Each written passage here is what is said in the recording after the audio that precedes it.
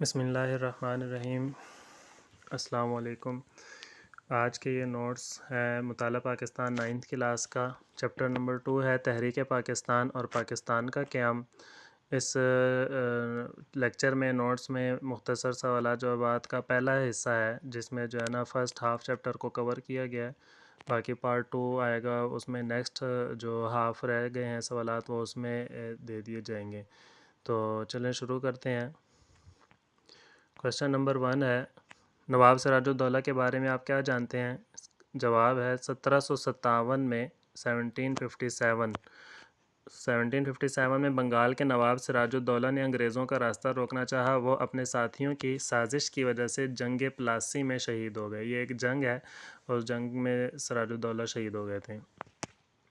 Question number 2، Tipu Sultan کے بارے میں آپ کیا جانتے ہیں؟ ٹیپو سلطان میسور کے حکمران تھے اور بڑے یہ بہادر سپہ سالار تھے، اور ان کے والد کا نام حیدر علی تھا۔ 1799 میں ان کو اپنے لوگوں کی غداری کی وجہ سے جام شہادت نوش کرنا پڑا۔ سید احمد بریلوی کے بارے میں آپ کیا جانتے ہیں؟ سید احمد بریلوی تحریک مجاہدین کے بانی تھے، اور 1831 میں سید احمد بریلوی اور ان کے بڑے خاص دوست سید اسماعیل بالا کوٹ کے مقام پر سکھوں کا مقابلہ کر رہے تھے، اور سکھوں کا مقابلہ کرتے ہوئے شہید ہو گئے۔ کوشچن نمبر 4 ہے، تحریک علی گڑھ کے کیا مقاصد تھے؟ جواب ہے سر سید احمد خان نے جو تحریک علی گڑھ بنائی اس کے مقاصد درج ذیل تھے۔ نمبر 1، حکومت اور مسلمانوں کے درمیان اعتماد بحال کرنا، بر صغیر کے مسلمانوں کو جدید علوم اور انگریزی زبان کی طرف راغب کرنا۔ نمبر 3، بر صغیر کے مسلمانوں کو سیاست سے باز رکھنا۔ سوال نمبر 5، سر سید احمد خان کے بارے میں آپ کیا جانتے ہیں؟ تو سر سید احمد خان 17 اکتوبر 1817 کو دہلی میں پیدا ہوئے۔ آپ نے مسلمانوں کی تعلیمی، سیاسی اور مذہبی ترقی کے لیے عملی کام کیا۔ آپ نے اس بات کا اندازہ لگا لیا تھا کہ مسلمان تعلیم کے بغیر ترقی نہیں کر سکتے۔ اس مقصد کے لیے انہوں نے تحریک علی گڑھ بنائی اور MAO اسکول اور کالج قائم کیا۔ کوشچن نمبر 6، سر سید احمد خان کی تعلیمی خدمات بیان کریں۔ تو 1859 میں آپ نے مراد آباد میں ایک اسکول قائم کیا۔ اس کے بعد 1963 میں غازی پور میں سائنٹیفک سوسائٹی کی بنیاد رکھی، اور اس کے علاوہ آپ نے 1875 میں علی گڑھ میں MAO اسکول قائم کیا، جو کہ 1877 میں کالج بن گیا، اور 1920 میں اس کو یونیورسٹی کا درجہ بنا دیا گیا۔ یونیورسٹی لیول پر اس میں تعلیم کا کام شروع ہو گیا۔ کوشچن نمبر 7 ہے، سر سید احمد خان کی سیاسی خدمات بیان کریں۔ رسالہ اسباب بغاوت ہند سر سید احمد خان کی ایک اہم سیاسی خدمت تھی۔ انہوں نے یہ ایک رسالہ لکھا تھا، اور اس رسالے میں آپ نے 1857 کی جنگ آزادی کی حقیقی وجوہات سے انگریز حکومت کو آگاہ کیا تھا، اور انہوں نے مسلمانوں میں سیاسی شعور بیدار کیا تھا۔ پہلے انہوں نے مسلمانوں کو سیاست سے باز رکھنے کا مشورہ دیا، اور تاکہ اپنا علم اور شعور جو ہے وہ بڑھا لیں۔ اس کے بعد جو ہے نا سیاست میں حصہ لینے کا مشورہ دیا۔ کوشچن نمبر 8، شملہ وفد پر نوٹ لکھیں۔ تو 1 اکتوبر 1906 کو مسلمانوں کے ایک سیاسی وفد نے سر آغا خان کی قیادت میں وائسرائے ہند لارڈ منٹو سے شملہ میں ملاقات کی اور اپنے مطالبات پیش کیے، جس میں مسلمانوں نے جداگانہ انتخاب کا مطالبہ کیا۔ وائسرائے نے مسلمانوں کے مطالبے کو منظور کر لیا تھا۔ کوشچن نمبر 9 ہے، تقسیم بنگال پر نوٹ لکھیں۔ تو برطانوی پارلیمنٹ نے انتظامی سہولت کے پیش نظر 1905 میں بنگال کو 2 حصوں میں تقسیم کر دیا۔ اس تقسیم کے نتیجے میں بنگال کے 2 صوبے مشرقی بنگال اور مغربی بنگال بن گئے۔ ہندو اس تقسیم سے ناخوش تھے۔ وہ ہرگز یہ برداشت نہیں کر سکتے تھے کہ پورے بنگال پر ان کی اقتصادی اور سیاسی حکمرانی ختم ہو جائے۔ انہوں نے عدم تعاون کی تحریک شروع کر دی۔ ان حالات میں آخرکار انگریز حکومت نے گھٹنے ٹیک دیے، اور 1911 میں بنگال کی تقسیم منسوخ کر دی گئی۔ کوشچن نمبر 10، مسلم لیگ کے قیام کے محرکات کیا تھے؟ مسلم لیگ کے قیام کے محرکات درج ذیل ہیں۔ نمبر 1، تقسیم بنگال 1905 میں اور اس پر ہندوؤں کا رد عمل، اس کے بعد انگریزوں کا رویہ، مسلمانوں کا احساس محرومی، اور مسلمانوں کو سیاسی طور پر نظر انداز کیا جانا۔ کوشچن نمبر 11، مسلم لیگ کے قیام کے مقاصد تحریر کریں۔ جواب ہے کہ مسلم لیگ کے قیام کے مقاصد درج ذیل ہیں۔ 3 مقاصد تھے۔ نمبر 1، مسلمانوں میں برطانوی حکومت کے لیے وفادارانہ جذبات پیدا کرنا اور حکومت کی کارروائی کے بارے میں شکوک و شبہات کو دور کرنا۔ نمبر 2 مسلمانوں کے سیاسی حقوق کی حفاظت کرنا اور ان کے مطالبات کو حکومت کے سامنے پیش کرنا۔ نمبر 3 مسلم لیگ کے مقاصد کو نقصان پہنچائے بغیر بر صغیر کی دوسری اقوام سے تعلقات استوار کرنا۔ کوشچن نمبر 12 منٹو مارلے اصلاحات سے کیا مراد ہے؟ ہندوستان کے وزیر مسٹر مارلے اور گورنر جنرل لارڈ منٹو نے مل کر ہندوستان کے لیے کچھ اصلاحات پیش کیں۔ ان اصلاحات کو منٹو مارلے اصلاحات کے نام سے یاد کیا جاتا ہے۔ برطانوی پارلیمنٹ نے ان اصلاحات کے بل کو انڈین کونسلز ایکٹ 1909 کے نام سے پاس کیا۔ کوشچن نمبر 13 منٹو مارلے اصلاحات کون سی تھیں؟ ان اصلاحات کے تحت مرکزی اور صوبائی قانون ساز کونسلوں میں توسیع کر دی گئی، ان کے ارکان کی تعداد میں اضافہ کیا گیا، جداگانہ انتخاب کا طریقہ رائج کرنے کی بھی منظوری دے دی گئی تھی۔ کوشچن نمبر 14 میثاق لکھنؤ پر نوٹ لکھیں۔ 1916 میں لکھنؤ میں مسلم لیگ اور کانگریس کا مشترکہ اجلاس ہوا۔ دونوں پارٹیوں کے درمیان ایک معاہدہ طے پایا جس سے میثاق لکھنؤ کا نام دیا گیا۔ اس معاہدے میں پہلی بار مسلمانوں کو الگ قوم تسلیم کیا اور جداگانہ انتخاب کے مطالبے کو تسلیم کیا گیا۔ کوشچن نمبر 15 ہے قائد اعظم کو سفیر امن کا خطاب کیوں ملا؟ تو لکھنؤ میں قائد اعظم نے مسلم لیگ اور کانگریس کا مشترکہ اجلاس کروانے میں اہم کردار ادا کیا۔ اس میثاق لکھنؤ کی بدولت قائد اعظم کو ہندو مسلم اتحاد کا سفیر قرار دیا گیا کیونکہ انہوں نے ہندو اور مسلم دونوں قوموں کو متحد کیا تھا۔ کوشچن نمبر 16 ہے تحریک خلافت سے کیا مراد ہے؟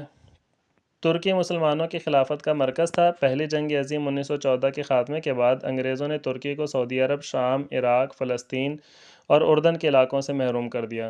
ترکی کی خلافت کو بچانے کے لیے بر صغیر کے مسلمانوں نے 1919 میں پورے ملک میں تحریک کا آغاز کیا جسے تحریک خلافت کے نام سے یاد کیا جاتا ہے۔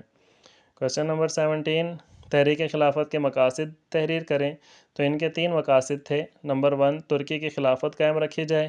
نمبر 2 مسلمانوں کے مقدس مقامات ترکوں کی حفاظت میں رہیں گے اور ترکی کی حدود میں کوئی بھی تبدیلی نہیں کی جائے گی۔ کوشچن نمبر 18 خلافت عثمانیہ کا خاتمہ کس نے کیا؟ تو انگریزوں نے مسلمانوں کے مقامات مقدسہ پر قبضہ کر لیا تھا۔ مقامات مقدسہ یہ خانہ کعبہ اور مدینہ منورہ اور مسجد اقصی وغیرہ۔ لہٰذا اس قبضے کو ختم کروانے کے لیے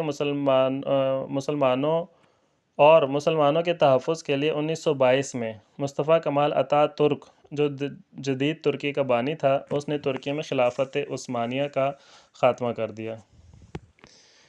کوشچن نمبر 19 ہے رولٹ ایکٹ سے کیا مراد ہے؟ تو 1919 میں برطانوی حکومت نے ایک قانون منظور کیا جس کے تحت حکومت کو وارنٹ اور مقدمہ کے بغیر گرفتاری کا اختیار دیا گیا۔ ملزم کو صفائی کا موقع دیے بغیر اس کے خلاف خفیہ مقدمہ چلایا جا سکتا تھا۔ اس قانون کو رولٹ ایکٹ کا نام دیا گیا۔ کوشچن نمبر 20 ہے رولٹ ایکٹ پر قائد اعظم کا رد عمل بیان کریں۔ جواب قائد اعظم نے رولٹ ایکٹ کی مخالفت کی اور اس کو غیر آئینی قرار دیا۔ آپ نے کہا کہ جو حکومت ایسے قانون منظور کرتی ہے وہ مہذب حکومت کہلانے کا حق نہیں رکھتی۔ وزیر ہند کو چاہیے کہ وہ ایسے کالے قانون کو مسترد کر دیں۔ کوشچن نمبر 21 تحریک عدم تعاون کے مقاصد تحریر کریں۔ تو تحریک عدم تعاون کے مقاصد درج ذیل تھے: حکومت کے ساتھ تعاون نہ کرنا، سرکاری نوکری کو ترک کر دینا، چھوڑ دینا، فوج میں مسلمانوں کا بھرتی نہ ہونا، انگریزی مصنوعات جو انگریزوں کی چیزیں تھیں ان کا بائیکاٹ کرنا، عدالتی احکام کا بائیکاٹ کرنا، بچوں کو اسکولوں اور کالجوں میں نہ بھیجنا اور انگریزوں کے دیے گئے خطابات واپس کرنا۔ انگریزوں نے جو ٹائٹلز دیے تھے مسلمانوں کو ان کو جو ہے نا چھوڑ دینا۔ کوشچن نمبر 22 ہے تحریک ہجرت سے کیا مراد ہے؟ 1920 میں چند علماء کرام نے فتویٰ جاری کیا کہ بر صغیر دارالحرب جنگ کا گھر ہے۔ دارالحرب کا مطلب ہوتا ہے جنگ کا گھر یا ایسی جگہ جہاں پر جنگ ہو۔ مسلمانوں کا انگریزوں کی عملداری میں رہنا جائز نہیں۔ انہیں دارالسلام یعنی کہ سلامتی والی جگہ یا سلامتی والے گھر میں ہجرت کر جانی چاہیے۔ چنانچہ ہزاروں مسلمان خاندان اپنی جائیدادیں بیچ کر ہجرت کے لیے افغانستان کی طرف نکل پڑے۔ افغانستان نے ان کو اپنے ملک میں داخلے کی اجازت نہ دی اور انہیں مجبور کر دیا کہ وہ اپنے ملک واپس چلے جائیں۔ جب یہ لٹے پٹے مسلمان واپس آئے تو بربادی کے سوا ان کے لیے کچھ نہ تھا۔ کوشچن نمبر 23 نہرو رپورٹ سے کیا مراد ہے؟ نہرو رپورٹ نے مسلمانوں کے ساتھ ماضی میں کیے گئے معاہدہ لکھنؤ پر پانی پھیر دیا اور جداگانہ انتخاب کے اصول کو اصول کو رد کرتے ہوئے ان تمام تحفظات کو ماننے سے انکار کر دیا جو مسلمان اپنی ترقی اور بقا کے لیے لازمی سمجھتے تھے۔ نہرو رپورٹ کی وجہ سے دونوں قوموں کے درمیان تعلقات خراب ہو گئے۔ علامہ اقبال نے خطبہ الہ آباد میں کیا فرمایا؟ تو علامہ اقبال نے الہ آباد کے مقام پر 1930 میں فرمایا، میری خواہش ہے کہ پنجاب، سرحد، سندھ اور بلوچستان کو ملا کر ایک ریاست بنا دی جائے، خواہ وہ ریاست ہندوستان برطانوی سلطنت کے اندر رہ کر آزادی حاصل کریں۔ مجھے شمال مغربی ریاست کا قیام کم از کم شمال مغربی علاقوں کے مسلمانوں کا مقدر نظر آتا ہے۔ کوشچن نمبر 25، گول میز کانفرنسز کب ہوئیں؟ پہلی گول میز کانفرنس 1930، دوسری 1931 اور تیسری 1932 میں لندن میں منعقد ہوئی۔ کوشچن نمبر 26، محمد علی جناح کو قائد اعظم کا لقب کب دیا گیا؟ ان کو یہ لقب سے کب نوازا گیا؟ تو 1938 میں پٹنہ کے مقام پر مسلم لیگ کا سالانہ اجلاس میں محترم محمد علی جناح کو قائد اعظم کا لقب دیا گیا تھا۔ کوشچن نمبر 27، یوم نجات کب اور کیوں منایا گیا؟ 1939 میں جب کانگریسی وزارتوں کا خاتمہ ہوا تو قائد اعظم اور مسلم لیگ کی اپیل پر مسلمانوں نے 22 دسمبر 1939 کو یوم نجات منایا۔ کوشچن نمبر 28، قرارداد پاکستان کا متن لکھیں۔ یہ وہ قرارداد پاکستان ہے جس کو قرارداد لاہور بھی کہا جاتا ہے، اور یہ مینار پاکستان والا جو پارک ہے اس کے اندر منظور کی گئی 1940 میں۔ تو اس کا متن کچھ یوں ہے، قرار پایا کہ آل انڈیا مسلم لیگ کی متفقہ رائے ہے کہ کوئی آئینی صوبہ اس ملک میں قابل عمل اور مسلمانوں کے لیے قابل قبول نہیں ہوگا جب تک مدرج ذیل بنیادی اصولوں کی روشنی میں تیار نہ کیا جائے، یعنی جغرافیائی طور پر جڑی ہوئی وحدتوں کی حد بندی ایسے خطوں میں کی جائے، یعنی کہ ایسے علاقوں میں مناسب رد و بدل کے ساتھ کی جائے کہ جہاں مسلمان اکثریت میں ہیں، مثلاً ہندوستان کے شمال مغربی اور مشرقی حصے، ان کی تشکیل اس طرح آزاد ریاستوں کی شکل میں کی جائے کہ اس میں شامل ہونے والی وحدتیں خود مختار ہوں اور انہیں مکمل اقتدار حاصل ہو۔ اس کے علاوہ ان وحدتوں اور خطوں میں اقلیتوں کے حقوق کا خیال رکھا جائے اور وہ علاقے جہاں مسلمان اقلیت میں ہوں وہاں بھی ان کے حقوق اور مفادات کا مناسب تحفظ کیا جائے۔ کوشچن نمبر 29، قرارداد پاکستان جو ہے اس کا رد عمل سیاسی جماعتوں کا اس کا کیا رد عمل ہوا، انگریزوں نے اور ہندوؤں نے کیا رد عمل کیا تھا وہ لکھنا ہے۔ تو ہندوؤں نے اس قرارداد کی بڑی مخالفت کی اور برطانوی پریس نے اس قرارداد کو جناح کا پاکستان قرار دے کر مذاق اڑایا۔ اس قرارداد کے صرف 7 سال بعد مسلمانان بر صغیر نے اپنی جدوجہد کے نتیجے میں پاکستان بنا لیا تھا۔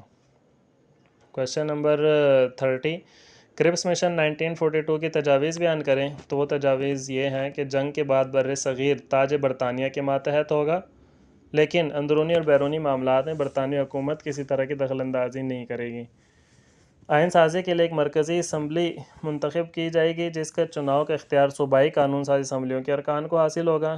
آئین مکمل ہو گیا تو اسے ہر صوبے میں توثیق کے لیے بھیجا جائے گا، تصدیق کے لیے۔ جو صوبے آئین کو پسند نہیں کریں گے وہ بااختیار ہوں گے کہ مرکز سے علیحدہ ہو کر اپنی آزاد حیثیت قائم کر لیں۔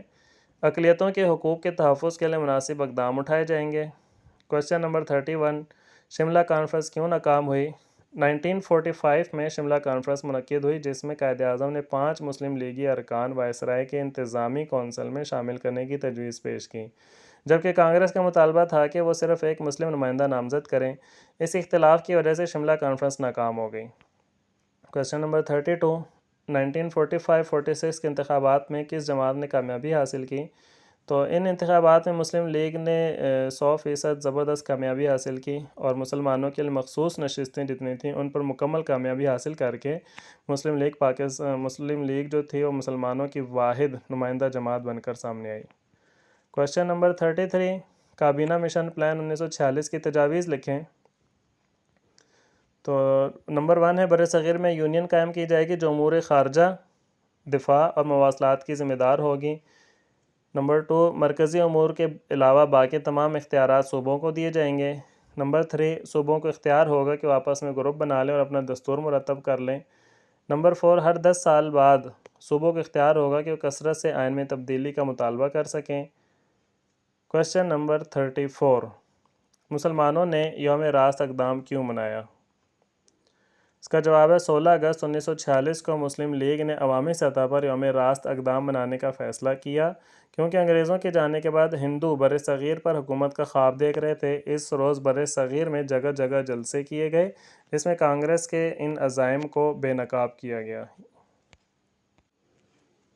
جی کویشچن نمبر 35، عبوری حکومت 1946 کے قیام کے لیے مسلم لیگی ارکان کے نام لکھیں۔ تو عبوری حکومت کے لیے 5 مسلم لیگی ارکان کے نام تجویز کیے گئے تھے جن میں لیاقت علی خان، آئی چند ریگر، سردار عبدالرب نشتر، راجہ غضنفر علی خان اور جوگندر ناتھ منڈل شامل تھے۔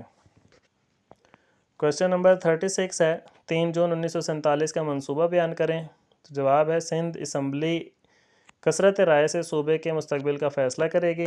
صوبہ سرحد اور سلہٹ کے عوام پاکستان یا بھارت میں شمولیت کا فیصلہ استصواب رائے کے ذریعے کریں گے، یعنی کہ ووٹنگ کے ذریعے کریں گے، جبکہ بلوچستان کا فیصلہ شاہی جرگہ کرے گا۔ سندھ اسمبلی نے پاکستان میں شامل ہونے کا فیصلہ کیا تھا۔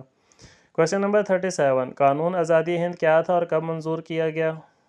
3 جون کے منصوبے کو عملی جامہ پہنانے کے لیے برطانوی پارلیمنٹ نے 18 جولائی 1947 کو قانون آزادی ہند منظور کیا، جس کے تحت ہندوستان کو 2 ریاستوں پاکستان اور بھارت میں تقسیم کر دیا جائے گا۔ کویشچن نمبر 38، پنجاب اور بنگال کی حد بندی کے لیے کس کو مقرر کیا گیا؟ پنجاب کی حد بندی کے لیے پاکستان کی طرف سے جسٹس محمد منیر اور جسٹس دین محمد، جبکہ بھارت کے نمائندے جسٹس مہر چند اور مہاجن اور جسٹس تیجا سنگھ تھے۔ یہ سب حضرات ہائی کورٹ کے جج تھے۔ بنگال کی حد بندی کے لیے پاکستان کی طرف سے justice Abu Saleh Muhammad Akram, S A رحمان، جبکہ بھارت کی طرف سے سی سی بسواس اور بی کے مکھرجی تھے۔ کویشچن نمبر 39، ریڈ کلف کا اہم ترین فیصلہ کیا تھا؟ تو ریڈ کلف کا اہم ترین فیصلہ یہ تھا کہ ہندوستان کی تقسیم میں ریڈ کلف نے مشرقی پنجاب کے کئی علاقے جہاں مسلمانوں کی اکثریت تھی بھارت میں شامل کر دیے۔ ایک طرف پاکستان کو دریائے ستلج، بیاس اور راوی کے پانی سے محروم کر دیا، جبکہ دوسری جانب بھارت کو سرحد کی کشمیر سے ملا دیا اور گورداسپور کے راستے بھارت نے کشمیر پر قبضہ کر لیا۔ اس طرح کشمیر کا جو مسئلہ پیدا ہوا آج تک حل نہیں ہو سکا۔ یہ ریڈ کلف کا فیصلے اور ناانصافی کی وجہ سے ہوا تھا۔ ریڈ کلف ایوارڈ پر نوٹ لکھیں۔ یہ ایک انگریز قانون دان مسٹر ریڈ کلف کو دونوں کمیشن کا چیئرمین مقرر کیا گیا۔ اس کمیشن نے جو فیصلہ کیا اسے ریڈ کلف ایوارڈ کہتے ہیں۔ ریڈ کلف نے سرحدوں کے بارے میں جو اعلان کیا وہ انصاف کے تقاضوں کو پورا نہیں کرتا تھا۔ ریڈ کلف نے کانگریسی رہنما اور ہندو دوستی کا پورا خیال رکھا۔ اس نے گورداسپور کا مسلمانوں کا علاقہ بھارت کو دے کر کشمیر تک اس کی رسائی کو ممکن بنا دیا۔ تو یہ اس ویڈیو کی لاسٹ سوال تھا، اور اس طرح پارٹ 1 جو ہے کمپلیٹ ہو گیا۔ پارٹ 2 جو ہے نا انشاءاللہ جلد آ جائے گا۔ Thanks for watching. چینل کو سبسکرائب کریں، لائک کریں، کمنٹس کریں اور دوسرے لوگوں کو بھی شیئر کریں تاکہ وہ بھی اس سے فائدہ اٹھا سکیں۔ شکریہ۔ اللہ حافظ۔